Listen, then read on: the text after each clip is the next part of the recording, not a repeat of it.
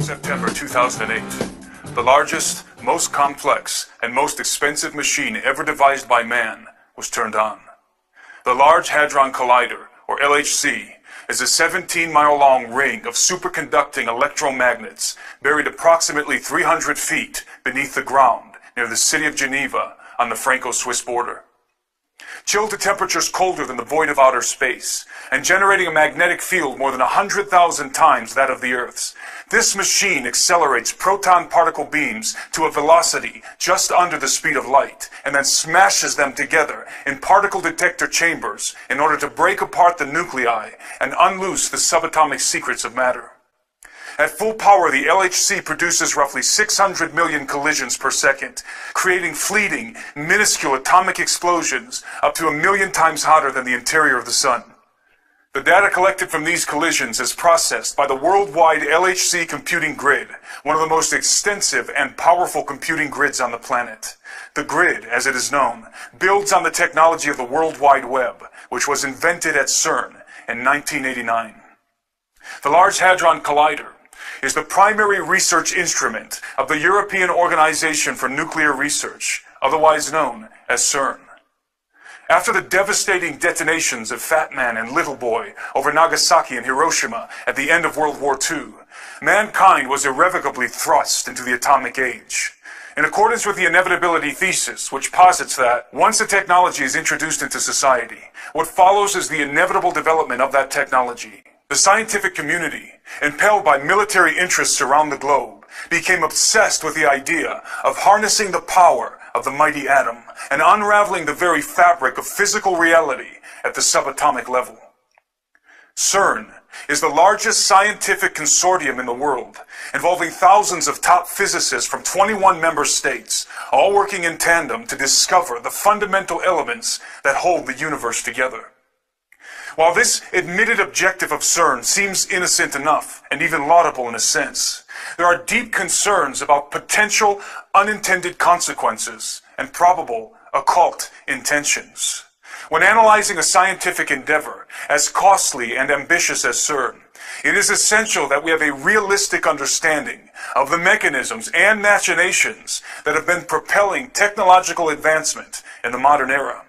In a perfect world, the greatest accomplishments of science would be the product of goodwill toward men and the desire for peace and prosperity. However, in the practical world, the world in which we live, the greatest accomplishments of modern science are often facilitated and funded by men who have anything but goodwill and peace on their minds. In many cases, the most groundbreaking technological advancements, such as in the case of jet propulsion, rocket science, and nuclear fission, have been intentionally directed by incredibly malevolent individuals for dark and dangerous purposes. Scientists are rarely the evil villains scheming sinister plots in secret laboratories that Hollywood has often portrayed, with a few glaring exceptions, of course, and are usually zealously dedicated to their particular field of study, with noble or benign intentions at heart. However, this kind of religious commitment to science can engender blind apathy, if not willful ignorance, concerning the overarching implications and ill intentions of the benefactors facilitating their work. This is certainly the case of the brilliant men and women working at CERN, most of whom naively believe that the prime objective of their research is to merely understand what the universe is made of and how it all started at the Big Bang. Unfortunately, what they fail to realize, apart from the fact that they're working from a false premise to begin with, is that their research is very likely being used to advance a hidden agenda, the conspirators of which are well aware of who created the universe and are absolutely intent on making war with him and enthroning another in his place. CERN is an acronym derived from the French rendition of the designation European Council for Nuclear Research, which was a provisional council organized in the early 1950s with critical backing from the United Nations, whose task was to plan for the construction of a multinational European research facility that would be dedicated to the study and advancement of nuclear physics. On the 29th of September 1954, the Provisional Council was dissolved and the European Organization for Nuclear Research, or CERN, was born. As an interesting side note, the infamous Bilderberg Group was also conceived that same year, exactly 4 months later, on the 29th of May. Both of these organizations enjoy diplomatic immunity. Although the Provisional Council had been dissolved, paradoxically, the acronym of CERN remained, even though it did not correspond to the title of the new organization. It was distinguished physicist and one of the key pioneers of quantum mechanics, Werner Karl Heisenberg, who had inexplicably insisted that the original acronym of CERN remain in effect, as Tom Horn elucidates in his book, On the Path of the Immortals. Werner Heisenberg understood quite well what quantum physics implied for humanity. Inherent within this theoretical realm, populated by obtuse equations and pipe-smoking scientists, lies what I call the Babylon potential. This is the secret knowledge, the scientific imperative, informed and driven by spiritual advisors, that the Bible cites as the key to opening a gateway for the gods. It is Ente Menaki, Baba Alu, the opening of the Abzu, the doorway to hell. Tom goes on to explain that, although Heisenberg may or may not have known it, CERN is an abbreviated title for an ancient Celtic deity called Cernunnos. Cernunnos, whose name means horned one, is thought to be the god of death and rebirth, and the lord of the underworld. He is often depicted with rings or torques around his stag-like horns or in his hands, which may symbolize the circle of destruction and restoration that he represents. To further concretize this idea, Cernunnos is also depicted with a ring in one hand and a snake in the other. Because of the cycle by which it sheds its skin, the snake has ever been a mystical motif of death and rebirth, destruction and restoration. In a reversed esoteric adaptation, the rings of the Large Hadron Collider could be representative of the rings of Cernunnos, and, by further associative interpretation, may very well reveal CERN's prime esoteric objective. I believe it does, and will address it at the end of this analysis. I understand that drawing correlations between the acronym of CERN and deities from the ancient world may seem too forced and tenuous for critical minds, and I might be inclined to agree, if CERN had not evoked such correlations first. Rather than distance themselves from associations with arcane pagan deities, the directors of CERN welcomed and even celebrated the placement of a very unscientific icon in the courtyard of their main facilities. On the 18th of June 2004, a 2-meter-high statue, bequeathed by the representatives of India's Department of Atomic Energy, was ceremoniously unveiled at CERN. It was a statue of the Hindu god Shiva, engaged in the Nataraja, the cosmic dance of destruction. Shiva is one of 3 members of the Trimurti, the Hindu Trinity, in which the cosmic functions of creation, preservation, and destruction are personified in the forms of Brahma the Creator, Vishnu the Preserver, and Shiva the Destroyer, who is also known as the Transformer.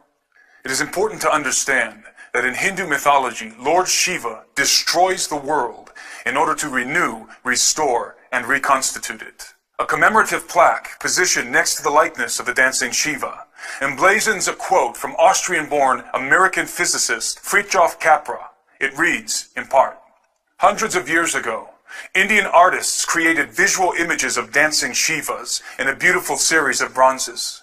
In our time, physicists have used the most advanced technology to portray the patterns of the cosmic dance.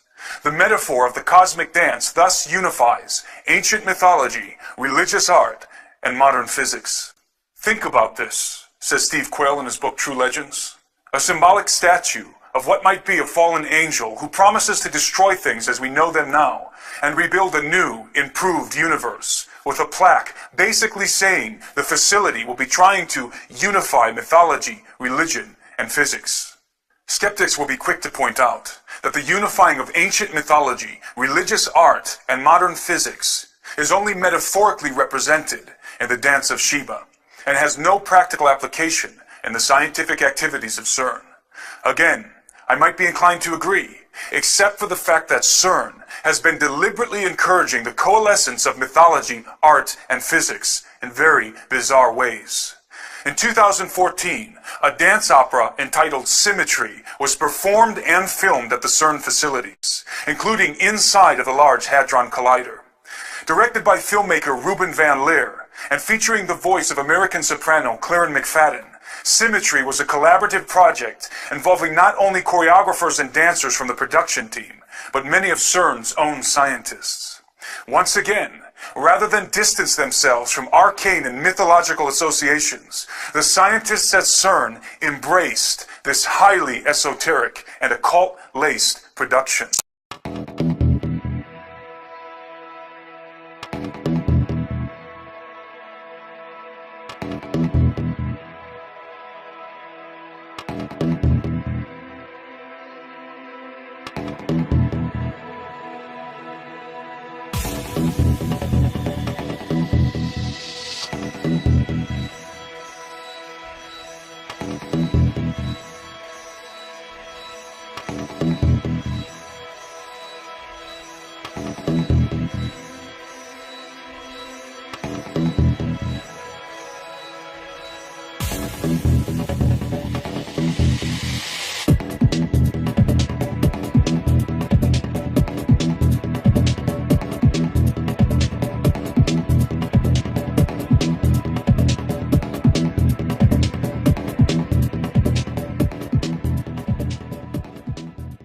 One could spend hours breaking down all of the deliberate esoteric insinuations in the trailer for the film alone.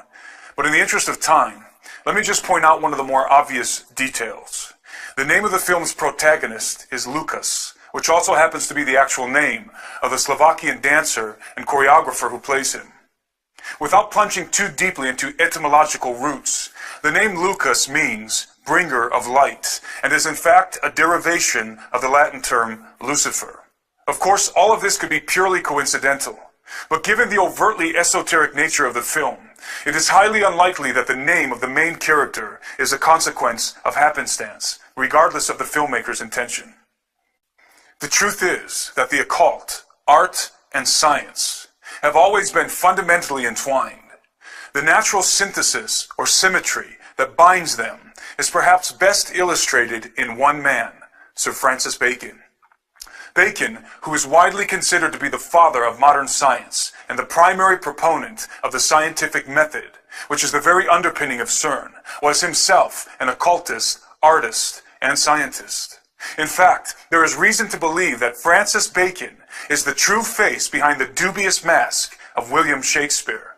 There is, in truth, no incongruity between the material and the metaphysical world, the physical and the spiritual.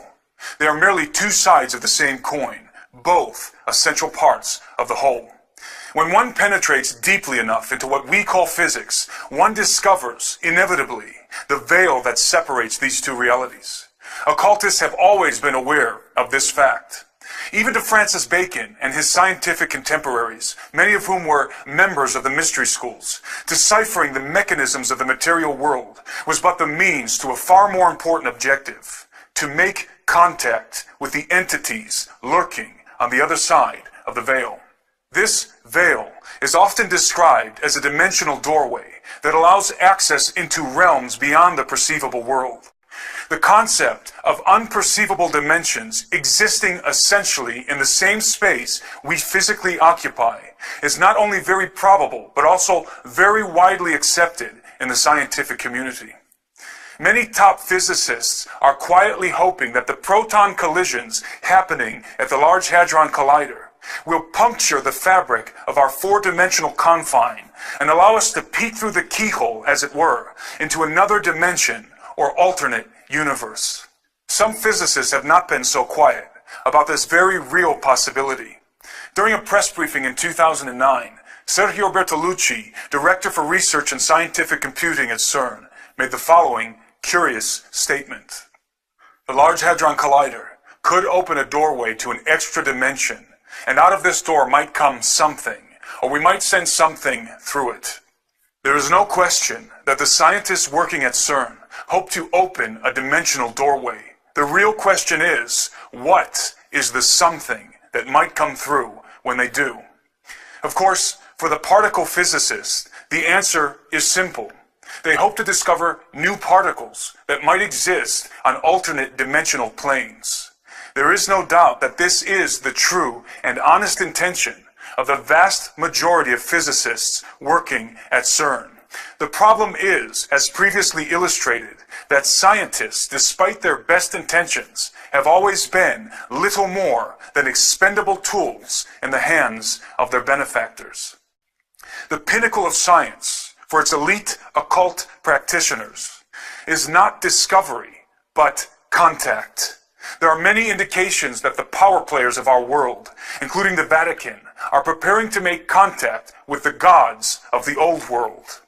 Although I have not been able to confirm the validity of the following pictures, it appears that transparent panels containing arcane texts were photographed inside the CERN facilities by a group of Portuguese students from the Santa Cecilia Music Academy. The texts have been described as greetings or invocations written in ancient languages, including Aramaic, Hebrew, Mandarin, and Sanskrit. In the case of Sanskrit, the only people with the ability to read the sacred script considered to be the language of the gods are the scholars of the Vedas and Upanishads. If authentic, these panels may have been prepared for those somethings that might come through the dimensional doorway. It may seem to those unfamiliar with the theoretical realm populated by obtuse equations and pipe-smoking scientists, as Horn aptly puts it, that this analysis is nothing more than hearsay, hyperbole, and wild speculation. But as any theoretical physicist worth his salt will admit, particle physics and quantum mechanics is a world in which fact and fantasy are at times indistinguishable. When it comes to CERN and its Large Hadron Collider, there is no shortage of theoretical doomsday scenarios, many of which have not been propounded by unlearned laymen such as myself, but by some of the most esteemed scientific minds in the world. The following is a brief list of the theoretical possibilities relating to the activities of CERN, and is by no means exhaustive. Each one of these points represents either a scientific reality or a hypothetical possibility based on incredibly complex concepts and mathematical formulas that I won't even attempt to explain or pretend to understand. Number 1, black holes. Perhaps the greatest fear among theoretical physicists concerning the LHC is that it might create uncontainable miniature black holes that could descend to the core of the planet and literally devour it from within. It is important to note that black holes are only theoretical constructs and have never been proven to exist. Black holes were first discovered as purely mathematical solutions of Einstein's field equations and are not necessary in Tesla's electric universe model. To date, black holes are science fiction. Number 2, antimatter weapons. Unlike black holes, antimatter is not theoretical. Not only can it be measured, but it is already being created and contained in the LHC, though in very small quantities for short periods of time, according to CERN. Antimatter has enormous explosive potential. A quarter gram of antimatter can produce an explosive yield equivalent to 5 kilotons of TNT. If CERN develops the capability to create and store significant amounts of antimatter, and some claim it already has, then highly destructive antimatter weapons will be developed. The advantages of antimatter bombs, for example, are very great, and that they could produce atomic-level explosions without residual nuclear fallout. Number 3, particle beam weapons. A directed beam of high-energy subatomic particles moving at extreme velocity, such as the ones produced in the LHC, is capable of obliterating matter at the molecular level. Particle beam weapons are already on the battlefield, especially in Black Ops warfare, and the research of CERN will certainly expand and refine their military application. Number 4, time distortion and stargates. It has been suggested that by colliding heavier subatomic particles, such as lead ions, which CERN will soon be doing, space and time could be distorted, creating what Einstein called a Rosen bridge or Stargate, which is basically a wormhole between two different locations, dimensions, or periods of time. It has also been suggested that such distortions in the space-time continuum could lead to what has been referred to as the Groundhog Day effect, in which time folds back on itself, allowing manipulation of the past. Number 5, DNA sequencing and artificial synthesis. Since it is a fact that the Synchrotron Collider at Berkeley and Walnut Creek, California, was used to help sequence human DNA for the Human Genome Project, it is certainly feasible that the Large Hadron Collider could also be employed in a similar way, but with much more precise results. There is evidence to suggest that artificial human or human hybrid genomes have already been synthesized at collider facilities, including CERN. Number 6, strangelets. Produced from a quark-gluon plasma soup, sometimes generated after high-energy particle collisions, strangelets are the most explosive substance in the known universe, and according to theoretical physicists, were responsible for the explosion at the so-called Big Bang. Contrary to popular belief, strangelets are not theoretical, but have been confirmed to exist at the Brookhaven National Laboratory located on Long Island, New York, where physicists working with the Relativistic Heavy Ion Collider, or RHIC, are attempting not only to produce strangelets, but to contain them. The potential gains of this endeavor for the military-industrial complex are self-evident. Because the LHC is a much higher energy collider than the RHIC, strangelet production and containment is even more feasible at CERN. In light of this information, it should give everyone watching this analysis pause when confronted with the fact that China is even now preparing to construct a super collider twice the size of the one at CERN. There can be no doubt that in the best case scenario, the world is about to witness the most dangerous and potentially deadliest arms race in human history. However, there is something percolating in occult shadows behind the scenes that is even more disturbing than a super collider arms race. When the sum of possibilities is considered, what we have at CERN ultimately is the potential to develop weapons for waging war with enemies far more powerful than mere human beings. This is the Babylon potential to which Tom Horn refers, the ability to open the forbidden gates of the gods and make war with the hosts of heaven, as was likely Nimrod's objective in the plains of Shinar. And this leads me full circle to what I believe to be the supreme hidden purpose of the Large Hadron Collider and CERN. Recall that the Celtic deity Cernunnos, the horned lord of the underworld, represents the cycle of death and rebirth, of destruction and restoration.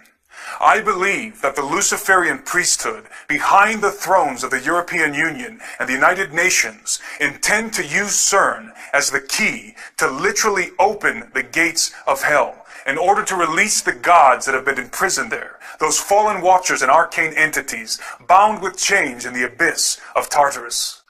Their prime objective is the restoration of the Golden Age, when the gods mingled themselves with the seed of men, and their hybrid offspring ruled the earth. All of our research points inexorably to this grand conspiracy. It is my contention that the Earth is even now being slowly terraformed via chemtrailing, HARP, and other such clandestine programs in order to reconstitute the conditions that existed on the planet before the flood of Noah, in anticipation of the hybrid race that is coming. By breaking the subatomic bonds of matter and casting away the cords that hold the material world together, mankind will willingly tear the veil that has been established for his own protection and unleash a darkness and chaos that the earth has not seen for many ages. This is the master plan of the Luciferian elite, who seek to open forbidden gates and usher in the entities that will lead them in a futile war against the Lord and against his anointed. Their great hope, and that of Lucifer's, is to usurp the throne which belongs to the Son of Man, and install the man of sin and of lawlessness in his place. Why do the nations rage, and the people plot a vain thing? The kings of the earth set themselves, and the rulers take counsel together, against the Lord and against his anointed, saying, Let us break their bonds in pieces, and cast away their cords from us. He who sits in the heavens shall laugh, the Lord shall hold them in derision. Then he shall speak to them in his wrath, and distress them in his deep displeasure. Yet I have set my king on my holy hill of Zion. The answer to the question, what is the universe made of, and how did it all start, cannot be discovered by colliding particles together. The answer lies within the pages of the Bible, but not in the first chapter of Genesis, as so many suppose, but rather in the first chapter of Colossians. He is the image of the invisible God, the firstborn over all creation. For by him all things were created that are in heaven and that are on earth, visible and invisible, whether thrones or dominions or principalities or powers. All things were created through him and for him, and he is before all things, and in him all things consist. I'm Timothy Alberino, and that's my analysis.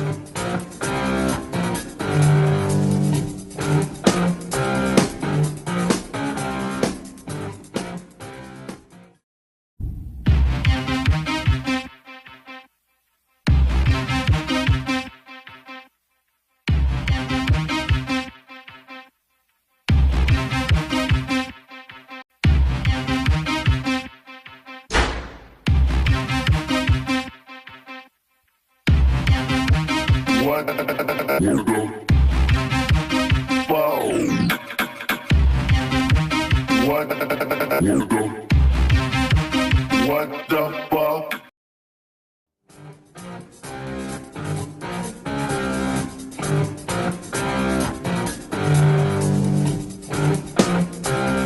September 2008. The largest, most complex, and most expensive machine ever devised by man was turned on. The Large Hadron Collider, or LHC, is a 17-mile-long ring of superconducting electromagnets buried approximately 300 feet beneath the ground near the city of Geneva on the Franco-Swiss border.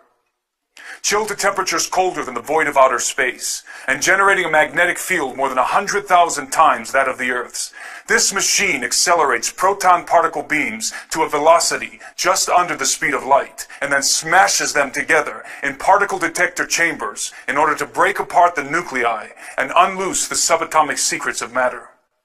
At full power, the LHC produces roughly 600 million collisions per second, creating fleeting, minuscule atomic explosions up to 1 million times hotter than the interior of the Sun. The data collected from these collisions is processed by the worldwide LHC computing grid, one of the most extensive and powerful computing grids on the planet.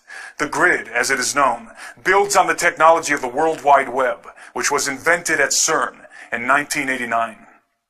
The Large Hadron Collider is the primary research instrument of the European Organization for Nuclear Research, otherwise known as CERN. After the devastating detonations of Fat Man and Little Boy over Nagasaki and Hiroshima at the end of World War II, mankind was irrevocably thrust into the atomic age. In accordance with the inevitability thesis, which posits that once a technology is introduced into society, what follows is the inevitable development of that technology. The scientific community, impelled by military interests around the globe, became obsessed with the idea of harnessing the power of the mighty atom and unraveling the very fabric of physical reality at the subatomic level. CERN is the largest scientific consortium in the world, involving thousands of top physicists from 21 member states, all working in tandem to discover the fundamental elements that hold the universe together. While this admitted objective of CERN seems innocent enough, and even laudable in a sense, there are deep concerns about potential unintended consequences and probable occult intentions. When analyzing a scientific endeavor as costly and ambitious as CERN, it is essential that we have a realistic understanding of the mechanisms and machinations that have been propelling technological advancement in the modern era. In a perfect world, the greatest accomplishments of science would be the product of goodwill toward men and the desire for peace and prosperity. However, in the practical world, the world in which we live, the greatest accomplishments of modern science are often facilitated and funded by men who have anything but goodwill and peace on their minds. In many cases, the most groundbreaking technological advancements, such as in the case of jet propulsion, rocket science, and nuclear fission, have been intentionally directed by incredibly malevolent individuals for dark and dangerous purposes. Scientists are rarely the evil villains scheming sinister plots in secret laboratories that Hollywood has often portrayed, with a few glaring exceptions, of course, and are usually zealously dedicated to their particular field